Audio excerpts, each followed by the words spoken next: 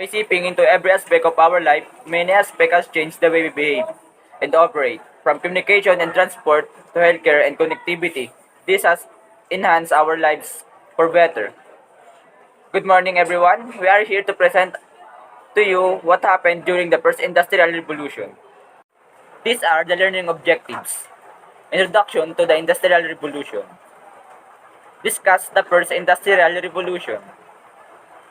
Familiarize with the different inventions on the first industrial revolution. Determine the impact of the first industrial revolution. The most profound revolution in human history, commonly referred to as the Industrial Revolution, was initially popularized by English economic historian Arnold Toynbee. Ginamit ni Toynbee ang terminong ito upang may paliwanag ang transformatibong pag-unlad ng ekonomiya ng Britanya mula 1760 hanggang 1840.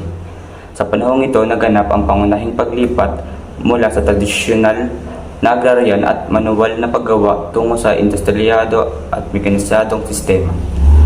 The Industrial Revolution brought about significant advancement in manufacturing technology and transportation, marking a departure from agrarian societies. Innovations such as the steam engine, spinning jenny, and power loom played pivotal roles in revolutionizing production process. This era witnessed the rise of factories, urbanization, and the new socioeconomic landscape. Toynbee's characterization underscored the profound impact of this period, emphasizing its revolutionary nature in reshaping not only economic structures but also influencing societies and cultural dimensions on a global scale. The Industrial Revolution laid the groundwork for modern industrial societies, leaving an enduring mark on human history. During the first Industrial Revolution, which spanned roughly from the late 18th to mid-19th century, the transformative impact extended beyond textile. Steam engines powered by coal played a central role in mechanizing various industries. This era witnessed the emergence of factories where machinery driven by steam and later electricity allowed for more efficient and faster production processes. The revolution not only revolutionized manufacturing but also had profound effects on transportation. The steam engine-powered locomotives and steamships, enabling faster and more reliable movement of goods and people. This development in transportation was crucial for connecting distant markets and fostering economic growth. Furthermore, the shift from agrarian economies to industrial ones resulted in significant social and economic changes. Urbanization increased as people moved from rural areas to cities in search of employment in burgeoning factories. These are the reasons why the first industrial revolution began first in Britain. Una, the effect of agricultural revolution. Pangalawa, large supplies of coal. At pangatlo, geography of the country. Pang-apat, positive political climate. At ang panglima, vast colonial empire. The effect of the agricultural revolution. Britain experienced advancement in agriculture, leading to increased food production and the surplus workforce.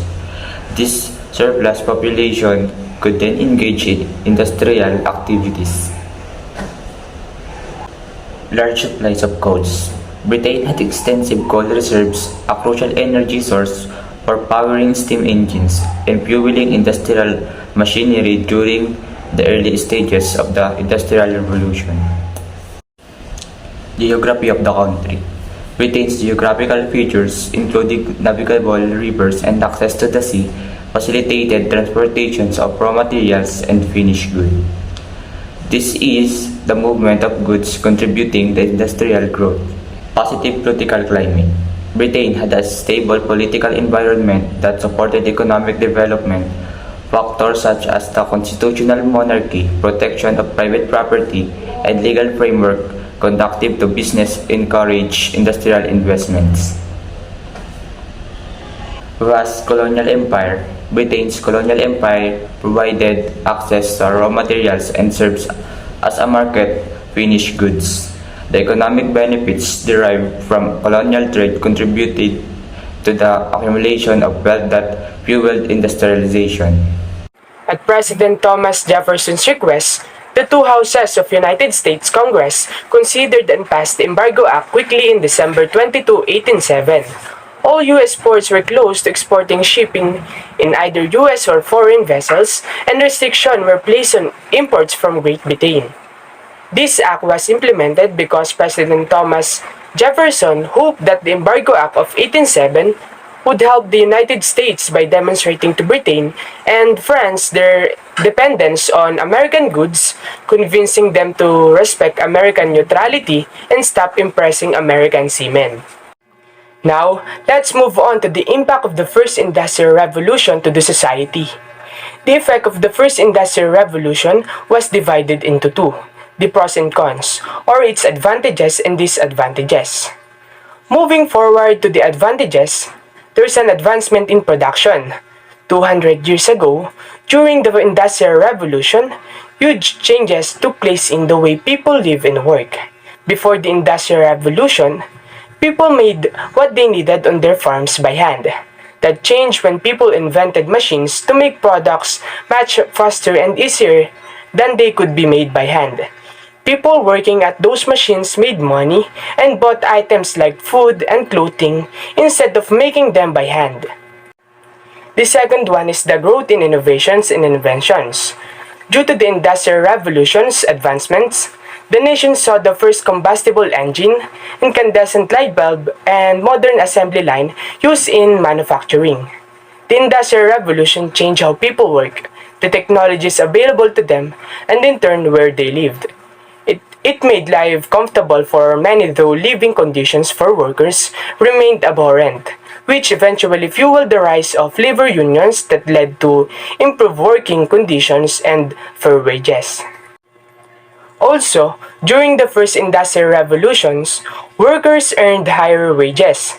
The industrial revolutions created an increase in employment opportunities. Wages at factories were higher than what individuals were making as farmers. As factories became widespread, additional managers and employees were required to operate them, increasing the supply of jobs and overall wages. Lastly, there is an improvement in transportation networks. Transportation is closely linked with the genesis of globalization.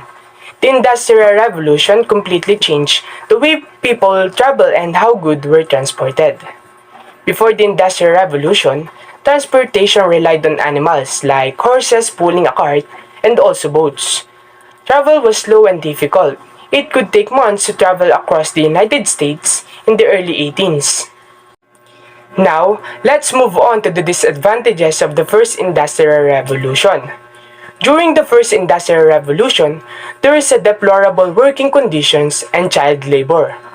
The first Industrial Revolution provided an incentive to increase profits, and as a result, working conditions in factories deteriorated. Long hours, inadequate remuneration, and minimal breaks became the norm. Child labor was a significant issue. Health issues arose for many of the factory workers, giving rise to the labor movement throughout the US. The second one is unsanitary living conditions and pollution. The sharp increase in the number of factories caused an increase in urban pollution. Pollution wasn't contained only in the factories. As people flocked to the cities, living conditions became deplorable as the urban resources were overwhelmed. Sewage flowed in the streets in some cities while manufacturers dumped waste from factories into rivers. Water supplies were not tested and protected as they are today. As a result, regulations and laws were enacted to protect the population. Lastly is the food shortages. Although there were numerous advancements during the Industrial Revolution, rapid progress caused many issues. As workers left their farms to work in factories for higher wages, it led to a shortage of food production. During the First Industrial Revolution, which began in the late 18th century, food shortages occurred due to several interconnected factors. The rapid urbanization and industrialization led to a significant shift in population from rural agriculture areas to urban centers. This migration strained the existing agricultural systems and created challenges for food production and distribution. The Industrial Revolution led to a significant increase in the working class as industries expanded, creating a demand for labor. These shifts from agrarian economies to industrialized one led to a surge in urbanization as people migrate in search of employment opportunities in burgeoning industrial centers. And many people from rural areas move to the city para nga maghanap ng trabaho, and this results in substantial growth of the urban working class during that time. The working class increased greatly during the Industrial Revolution, with more and more factories being built across the United States and Europe. The demand for employment increased for the first time. Many women as young as 15 and children as young as 9 were filling positions in factories to help support the family. The Industrial Revolution led to a significant increase in the working class as industries expanded, creating a demand for labor. These shifts from agrarian economies to industrialized one led to a surge in urbanization as people migrate in search of employment opportunities in burgeoning industrial centers.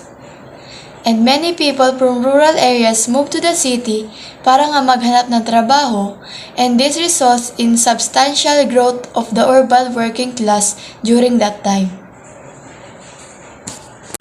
Known inventor from the first industrial revolution: Thomas Newcomen, James Watt, Robert Fulton, Eli Whitney, Cyrus McCormick, John Deere, Elias Howe, Carl von Reis, and Samuel Morse.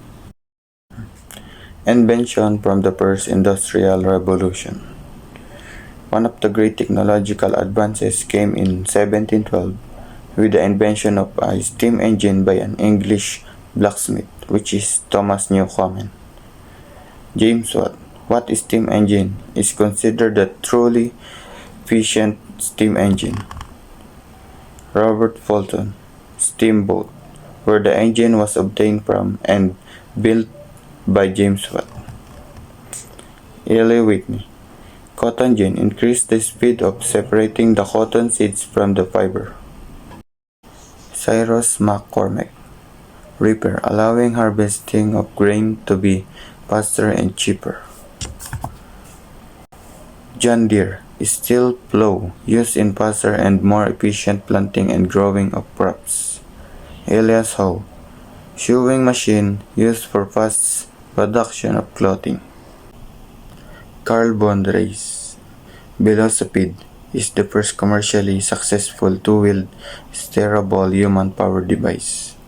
Samuel Morse, telegraph, allowed communication by wire using electricity and sending pulses of dots and dashes to communicate from East Coast to the Mississippi.